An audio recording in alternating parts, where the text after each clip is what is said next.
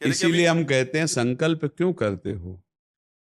पता नहीं शाम तक जीवित रहें कि ना रहें, हमें भरोसा नहीं, तो हम संकल्प क्यों करें?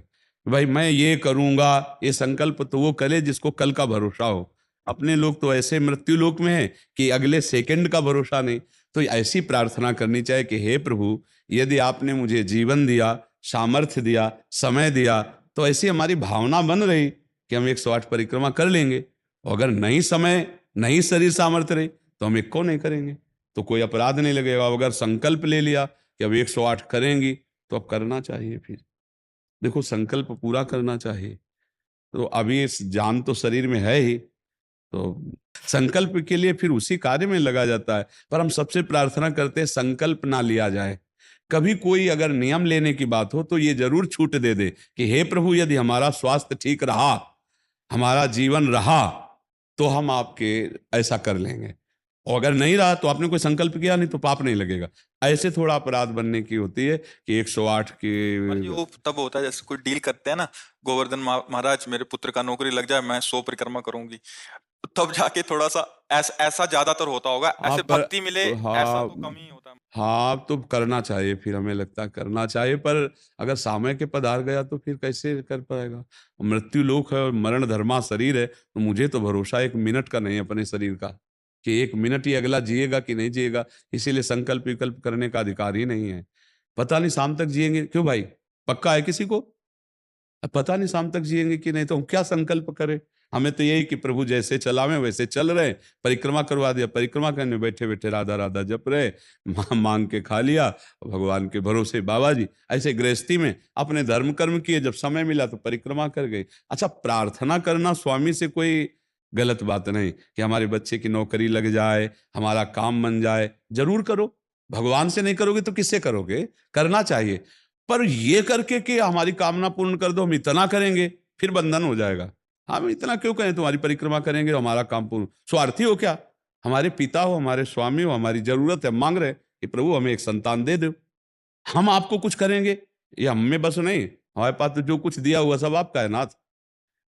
स्वाभाविक 108 परिक्रमा लग जाए, कोई बात नहीं। संकल्प मत करो, मांग जरूर लो, तुम्हें मांगना है। और छूट दे दो कि प्रभु यदि उचित हो तो ऐसा करना, अगर उचित ना हो तो प्रभु लाख बार मांगो तो भी पूरा मत करना। ये भक्तों की मांगे होती हैं, ये सत्संगियों की मांगे होती है कि नाथ मेरी आवश्यकता तो है, पर अगर आपको उचित लगे तो आप दे देना, और अगर उचित ना लगे तो मेरे मांगने पर भी आप ना देना। ये जब ये बात बनी रहती है कि जितना नाम जप होना चाहिए उतना नहीं होता, उतना, ये बात तो हमारे में भी है।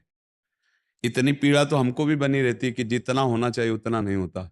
इतनी पीड़ा हम अपने गुरुदेव भगवान में भी देखी। एक दिन उन्होंने कहा क्या बताएं, जीवन निकल गया, छक के नाम जपने को नहीं हुआ, रात दिन मंत्र में नाम में लगे गए, रात दिन 10 वर्ष समीप रह के सेवा में रहे। तो देख, बोले क्या बताऊं, पूरी जिंदगी निकल गई, छक के नाम जपले को नहीं मिला। तो भगवत भजन करने वाले में भजन की इतनी भूख बढ़ जाती है कि रात दिन भजन करने पर भी उसको ऐसा अनुभव होता है कि जैसा होना चाहिए वैसा। यही अखंड भजन बनाता है, यही अखंड। पर इस अखंड भजन होते हुए भी रोना आएगा कि प्रभु मुझे भजन करने की रुचि दे दो।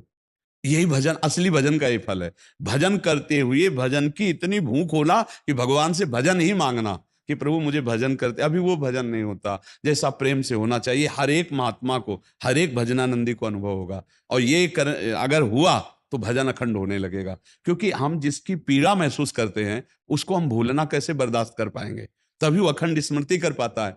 और जो संतुष्ट हो जाता है भजन में, वो भजनानंदी नहीं होता। जो भजन में असंतुष्ट और भोगों में संतुष्ट रहता है वही भजनानंदी कहा जाता है। अपनी बात कहते हैं, मुझे तो गुरुदेव ने संभाला, नहीं तो साधन भजन हो रहा था, पर वो अहंकार जनित था। जब गुरुदेव ने कृपा करी तो हमारे अहंकार को चकनाचूर हुआ। तब ये बात समझ में आई कि गुरु कृपा से मोक्ष मूलम गुरु कृपा।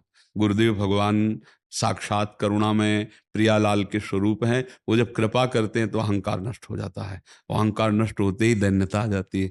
और प्रियालाल को दैन्यता बहुत प्रिय है, और वो दैन्यता कृपा से ही आएगी। और गुरु के चरणों में आसक्त रहो। देखो, हम आपको गुरु महिमा की एक बात बता दें। जब हम कोरा कागज होकर गुरुदेव के चरणों में समर्पित होते हैं, तभी हमारी हृदय में लिखा पढ़ी सही होती है। हम लोग क्या होते हैं, पूरा कागज रंगे हुए पहुंचते हैं और अपनी बुद्धि लड़ाते हैं गुरुजनों पर। इसीलिए हमारा काम बन नहीं पाता। यदि हम बच्चा बन के गुरु के चरणों में जाएं, जैसा बोले वो, और वैसा करने लगे तो गुरु को भी पता नहीं चलेगा, ऐसे शिष्य की उन्नति हो जाएगी अध्यात्म की, क्योंकि उसने उनको भगवान माना है।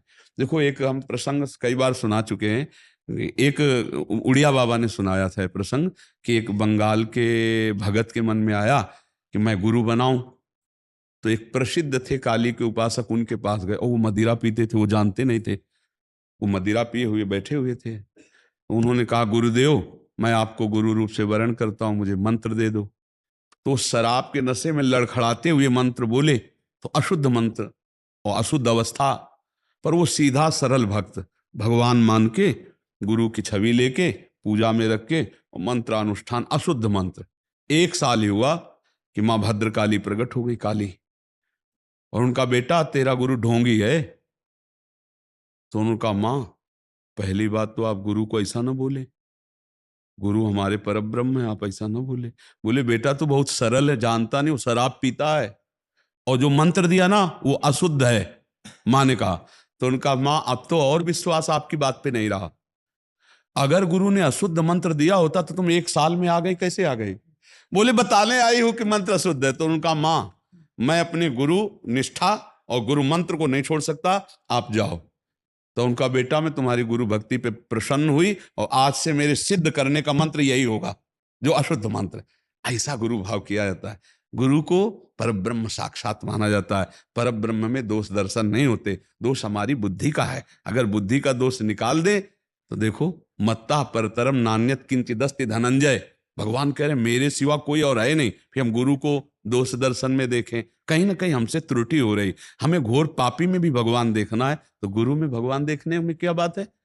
विचार करके देखिए, जब हम गुरु में भगवान देखते हैं तो अपना समर्पण करते हैं, और जब वो हमारे साथ उल्टा व्यवहार करते हैं और हम सह जाते हैं तो हमारा अहंकार नष्ट हो जाता है।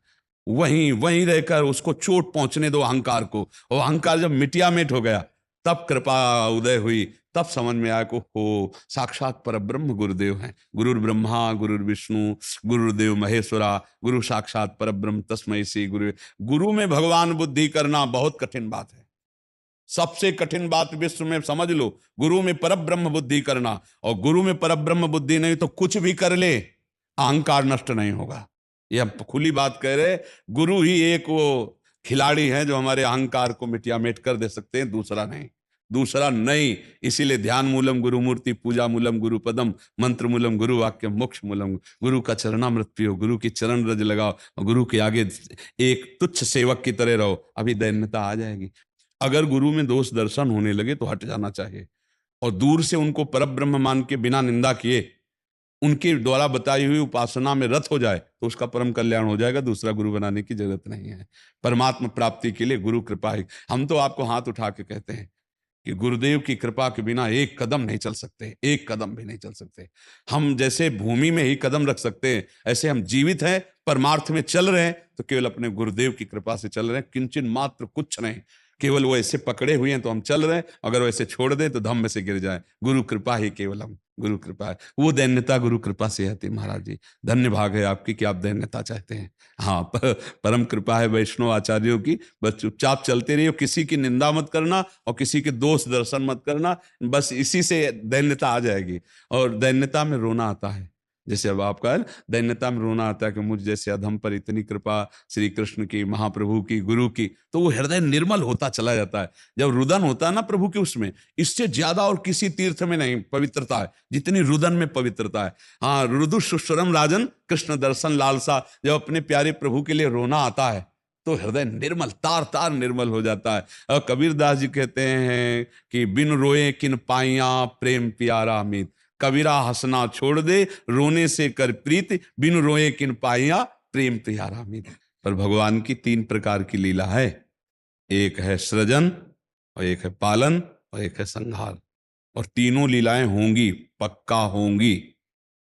जैसे सृजन जरूरी है, पालन जरूरी है, ऐसे विनाश भी जरूरी है। तो देखो, इस शरीर को कहा गया विनाशी और इस लोक को कहा गया मृत्यु लोक। तो भाई देखो, जो जन्मा है उसका शरीर छूटेगा, जो हमने कर्म किए उसके अनुसार हमें भोग मिलेंगे। अब हम भगवान से भजन के बल से, उनके प्रार्थना के बल से हमको क्षमा याचना करवा सकते हैं। तो अपने पुत्र के लिए, अपने